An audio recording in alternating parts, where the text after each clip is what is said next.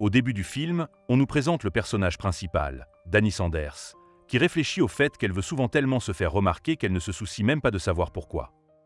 L'héroïne en pleurs examine les nouvelles, dans lesquelles beaucoup la critiquent avec véhémence.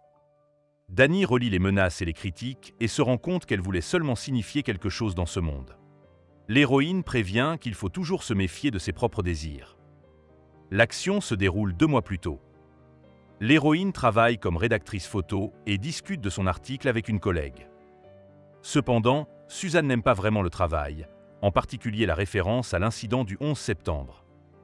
Dani insiste cependant sur le fait que c'est très important, car elle n'a pas partagé cette expérience avec ses pairs. Suzanne rappelle alors à la jeune fille qu'elle n'est pas écrivain et qu'elle en fait trop. Au travail, les collègues n'aiment pas beaucoup Suzanne et l'ignorent presque toujours. Seul Kevin communique avec Suzanne, mais cela rend plutôt le séjour de la jeune fille au bureau encore plus désagréable. L'héroïne supprime son article et la première partie du film commence, intitulée « Personne ne me comprend » et... Dans l'ascenseur, Suzanne entend que ses collègues vont au bowling. L'héroïne essaie de demander à aller au jeu avec eux, mais Julie l'informe que seules les personnes d'orientation non traditionnelle sont autorisées à s'y rendre. Dani veut rencontrer sa mère, mais celle-ci a déjà ses propres projets pour le vendredi. Dans le métro, l'héroïne mange des chips et regarde des vidéos de son blogueur préféré sur YouTube. Dani reçoit une notification, mais elle s'avère n'être qu'un rappel de la nécessité de prendre des pilules. Dans la rue, l'héroïne croise inopinément Colin, un gars cool de son travail, dont elle est folle depuis longtemps. Un dialogue s'engage d'abord, mais le gars est rapidement distrait par son téléphone. Dani tente d'attirer l'attention de l'homme en disant qu'il va à Paris. C'est ici que commence la deuxième partie, le mensonge. De retour chez elle, l'héroïne se rend compte que c'était une très mauvaise idée. Les billets pour Paris sont très chers, mais Dani trouve soudain une solution, car la jeune fille peut simplement monter une photo dans Photoshop avec la tour Eiffel. Les mensonges de l'héroïne commencent à prendre des proportions de plus en plus importantes. Dani crée même un site web de l'entreprise qu'il a prétendument invité à Paris, puis informe du voyage toutes ses connaissances et ses abonnés par le biais de stories sur Instagram. L'héroïne fait un tas de photos, crée une image d'elle-même, adaptée à Paris. Cette supercherie occupe presque tout le temps libre de Dani, mais la jeune fille espère qu'elle pourra ainsi attirer l'attention de Colin. Le plan de l'héroïne fonctionne, car Colin s'abonne à son profil sur Instagram. La fille s'endort, en espérant que le garçon lui écrira en premier. Cependant, au matin, l'héroïne voit beaucoup de notifications, il s'avère qu'un incident dangereux s'est produit à Paris. Tout en calmant sa maman, Dani voit le suspect présumé à la télévision. L'héroïne reçoit de nombreuses notifications et elle veut avouer sa supercherie. Cependant, voici qu'arrive un message de Colin, et Dani décide de poursuivre son escroquerie. L'héroïne rejoint furtivement la foule des personnes qui ont pris l'avion depuis Paris.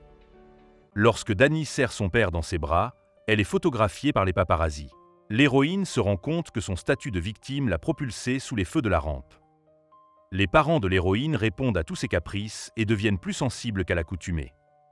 La jeune fille reçoit de l'argent de son père et ses réseaux sociaux sont remplis de nouveaux messages de soutien et d'attention. Maman accorde de plus en plus d'attention à sa fille et lui dit qu'elle l'aime. Dani comprend qu'elle doit inventer une histoire sur ce qu'elle a vu ce jour-là. La troisième partie commence. Tout le bureau et tous les collègues de Suzanne admirent l'héroïne, estimant qu'elle est très forte d'avoir repris le travail aussi rapidement après l'incident. Dani décide d'en profiter et propose à son patron d'écrire un article sur la façon dont elle a survécu à cet événement. L'héroïne raconte à ses collègues une histoire inventée sur les événements de cette journée. Dani a posté une photo avec le Arche, juste 1 minute avant que la terrible tragédie ne s'y produise. Par la suite, l'héroïne est invitée par ses collègues à une soirée bowling queer. De plus, Colin lui parle avec beaucoup de gentillesse.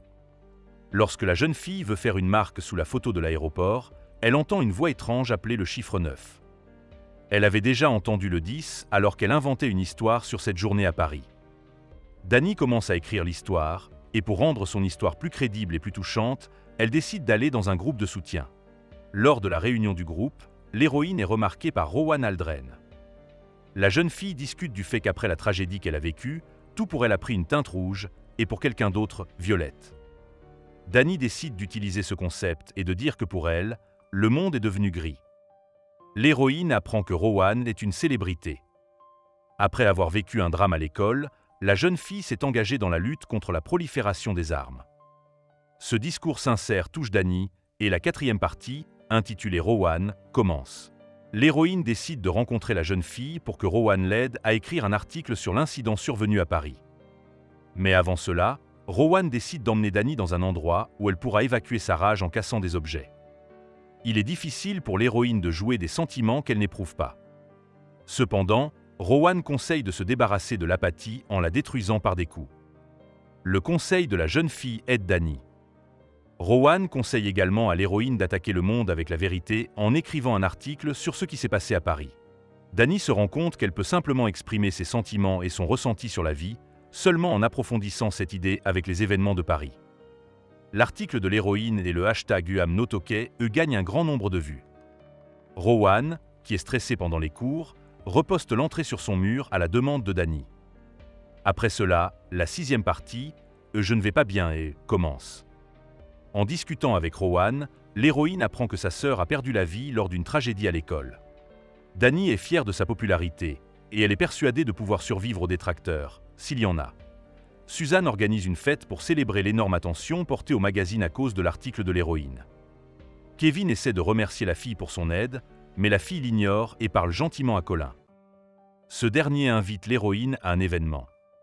L'une des journalistes, Harper, commence à interroger Dani sur l'incident survenu à Paris. À ce moment, l'héroïne entend une voix qui nomme le numéro 6. Dani se relève et se rend à une soirée avec Colin. L'héroïne est reconnue par tout le monde et fait l'éloge de l'idée des hashtags #AmNoToke.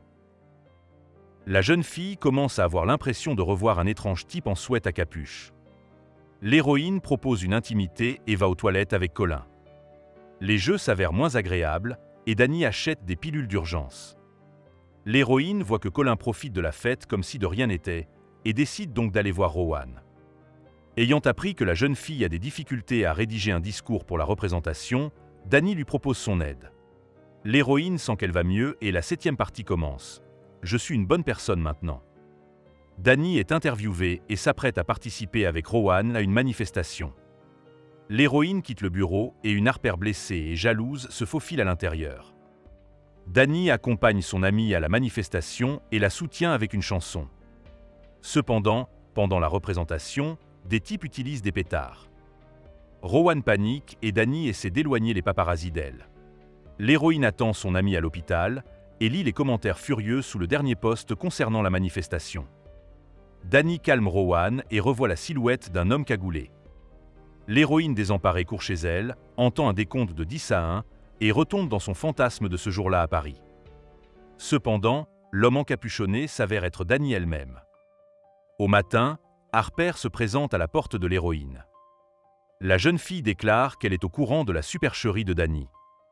Harper a l'intention d'écrire un article à ce sujet ou de laisser l'héroïne tout raconter elle-même et avouer la supercherie.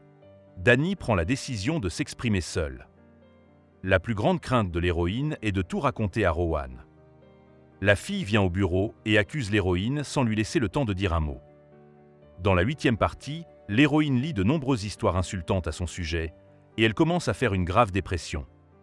À la fin, Dani décide de s'installer chez ses parents pour quelque temps. Cependant, au lieu de recevoir du soutien, Dani ne reçoit que des reproches et de l'incompréhension de la part de sa mère qui se demande comment il est possible de faire une telle chose. Pour faire face à ce qui s'est passé, l'héroïne commence à se rendre dans un groupe de soutien pour les victimes de shaming. Dani se rend compte qu'elle doit faire amende honorable auprès de ceux qu'elle a trompés. L'héroïne assiste à un événement au cours duquel Rowan lit un poème dénonciateur à son sujet. Dani quitte la salle, réalisant qu'elle ne pourra jamais soulager la douleur de son ami, ni lui faire pardonner sa grave culpabilité. C'est la fin du film. Merci à tous d'avoir regardé ce film jusqu'au bout. Donne un like à cette vidéo. Écris dans les commentaires ce que tu penses de ce film et à bientôt dans de nouvelles vidéos.